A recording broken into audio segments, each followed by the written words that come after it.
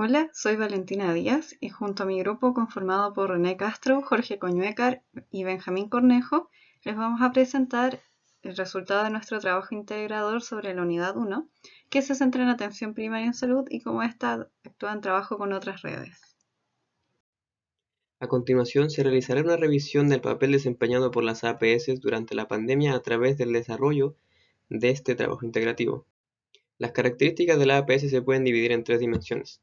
En primer lugar, y central a todos, se encuentran los valores, cosas como el derecho al mayor nivel de salud posible, la equidad y la solidaridad, que son esenciales para establecer las prioridades nacionales y para proveer de una base moral para el desarrollo de las políticas y la entrega de la atención. Si bien los valores de la APS son fundamentales, ellos no trabajan por sí solos, y funcionando como un puente, se encuentran los principios de las APS. Y como mencioné recientemente, los principios funcionan como un puente entre los valores y los elementos de la APS, entregando la base para las políticas de salud, la legislación, los criterios de evaluación, la asignación de recursos, entre muchos otros. Y de entre ellos se encuentran la respuesta a las necesidades de la población, los servicios orientados hacia la calidad, la responsabilidad y rendición de cuentas al gobierno, la justicia social, la sostenibilidad, la participación y la intersectorialidad. Y en tercer lugar se encuentran los elementos de la APS, tanto estructurales como funcionales. Todos estos conforman, en su conjunto, lo que conocemos como las características de la APS.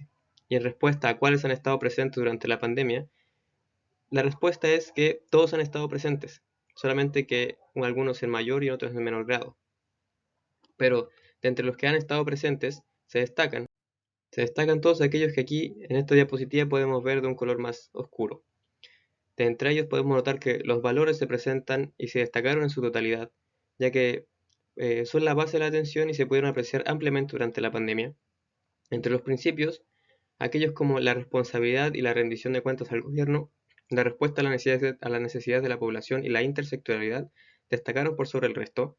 Lo mismo puede decirse de los elementos, que podemos ver aquí los destacados en la diapositiva, donde cosas como el primer contacto, el énfasis en la promoción y prevención durante las cuarentenas, la continua formación de recursos humanos, entre otros, fueron fundamentales para hacer frente a la contingencia.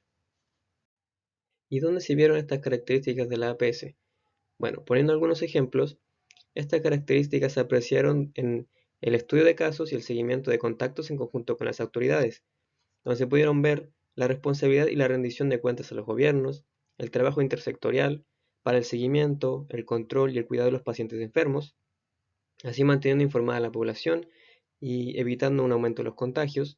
También se puede apreciar con la continua formación mediante cursos sobre seguimientos, protocolos y adaptaciones en vista de la pandemia, donde se pudo ver también la continua formación de recursos humanos, el derecho a la mayor salud posible, la respuesta o la búsqueda de la respuesta a la necesidad de la población, los servicios orientados hacia la calidad, buscando la mejor atención y de esta manera la mejor salud posible hacia los pacientes.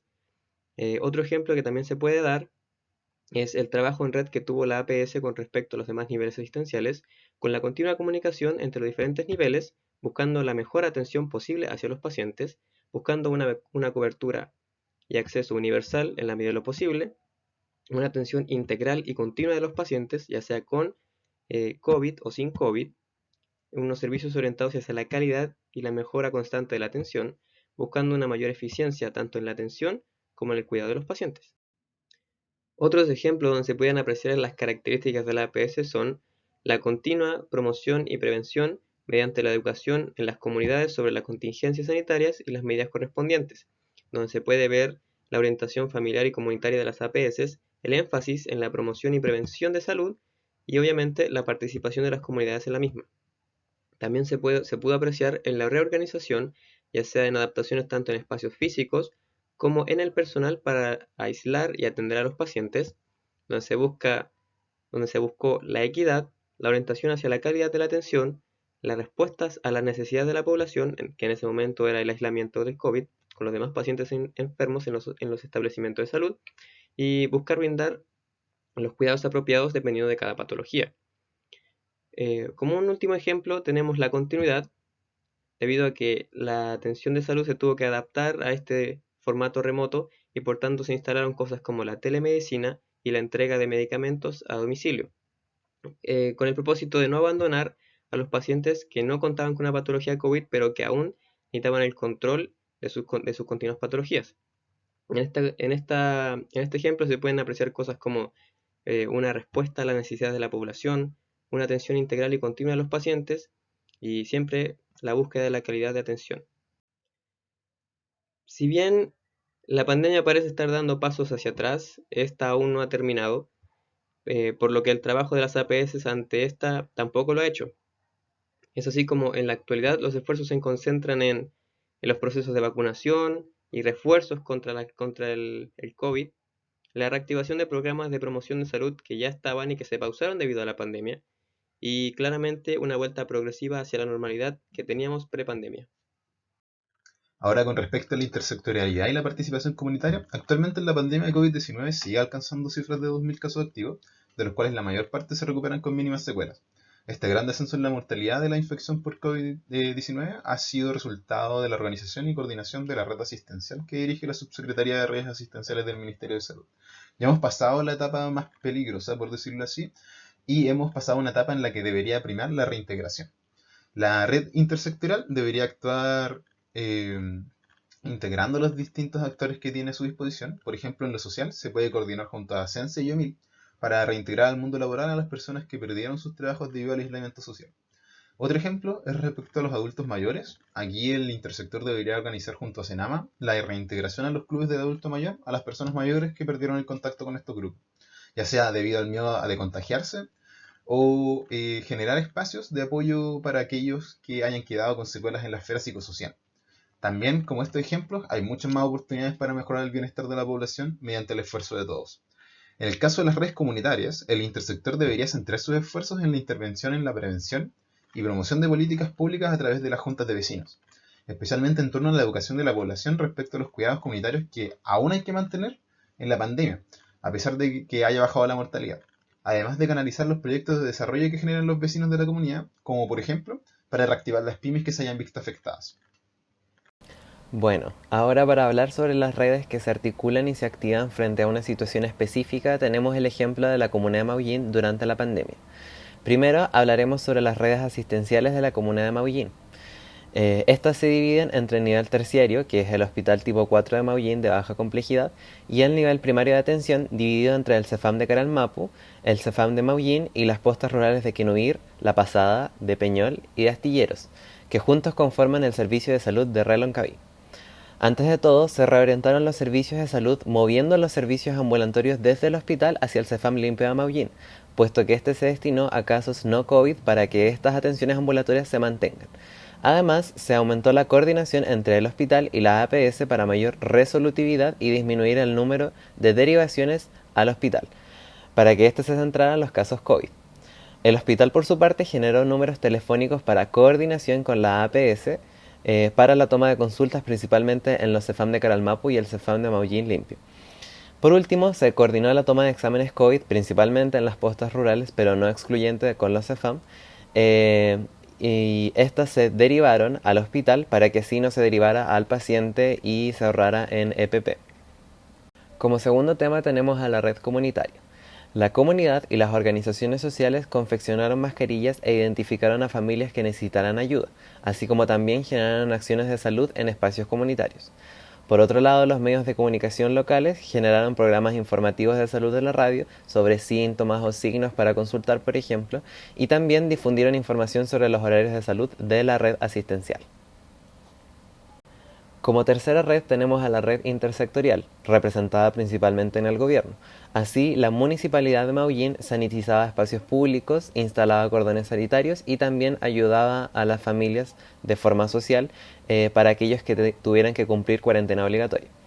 Por otro lado, la Seremi de Salud de la región de los lagos informaba y seguía los casos de COVID de la comuna. Ahora, habiendo conocido estas tres redes, hablaremos sobre cómo estas tres redes se articularon para dar frente a la pandemia. Principalmente desde la comunidad existe apoyo y comunicación de las necesidades de la comuna con la red asistencial. Por otro lado, también la red asistencial le responde a la comunidad frente a estas necesidades. Después, los medios de comunicación local tienen una comunicación con la red asistencial, sobre todo para dar información, por lo que es un mediador netamente para la comunidad. Luego, acerca de la red intersectorial, la Municipalidad de Maullín se articula de forma indirecta con el sistema asistencial con las funciones ya mencionadas. Sin embargo, la municipalidad sí ayuda a la comunidad de forma directa, proveyendo apoyo a las familias afectadas, como ya dije. En cuanto a la Seremi de Salud de la región de los lagos, esta netamente recibe información desde la red asistencial para comunicarlo hacia el ministerio. Por último, consideramos que agregar estos hospitales que no se mencionaron a la red asistencial de Maullín aliviaría el peso del hospital de Maullín. El hospital de Calbuco, que es de baja complejidad, podría articularse con el nivel primario de atención de Maullín, pero más flexiblemente por la lejanía física con la comuna de Maullín. Y el hospital de Puerto Montt, por su parte, que es de alta complejidad, debe articularse de manera sólida con los demás hospitales para derivar los casos más complejos del COVID que necesitan atención especializada. Sin embargo, como mencionamos inicialmente, el momento más crítico de la pandemia fue a sus inicios. Y siempre hay una multiplicidad de necesidades en salud que atender. Por ejemplo, según la encuesta nacional de salud, entre 2016 y 2017, el 40% de la población chilena tenía sobrepeso, el 31% obesidad y el 3% obesidad mórbida incluso. Esto es un hecho relevante en contexto de pandemia, ya que la obesidad compromete la capacidad de respuesta de estas personas ante la infección respiratoria por SARS-CoV-2 y propicia un empeoramiento de la enfermedad en su desarrollo. Y en general hay peores resultados de salud y también calidad de vida. Por lo tanto, la malnutrición por exceso es un problema que debe ser atendido. Y un elemento importante de la nutrición, del estado nutricional, es la alimentación. Solo el 15%, por ejemplo, solo el 15% de la población chilena encuestada refirió consumir la cantidad recomendada de frutas y verduras al día por la Organización Mundial de la Salud. Entonces, ¿qué se puede hacer para que las personas puedan cumplir estas recomendaciones? Ha habido estrategias en relación con las ferias libres, intentando recuperar alimentos de descarte para la población vulnerable, con estos microbancos de alimentos. Y también hay ferias vespertinas para facilitar el acceso a personas que trabajan por la mañana. Por lo tanto, nosotros proponemos una intervención a nivel del comercio para disminuir los precios de estos alimentos.